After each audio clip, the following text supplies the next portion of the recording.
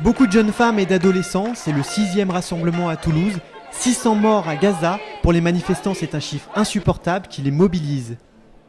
On veut montrer notre soutien au peuple palestinien et puis je pense que exprimer notre colère au gouvernement surtout et montrer au monde que Hollande dit certaines choses, fait certaines choses, mais ça reflète pas forcément ce que pense le peuple français, quoi.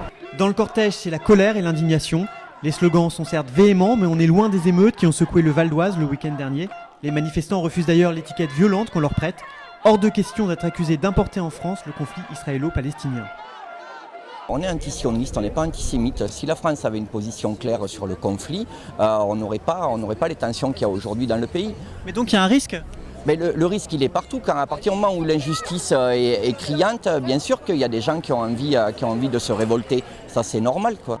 Le but de ces manifestations, maintenir la pression internationale sur Israël. Aujourd'hui, il y a eu 7 Nobel du prix de la paix qui ont lancé une pétition internationale qui en est à 120 000 signatures de personnalités.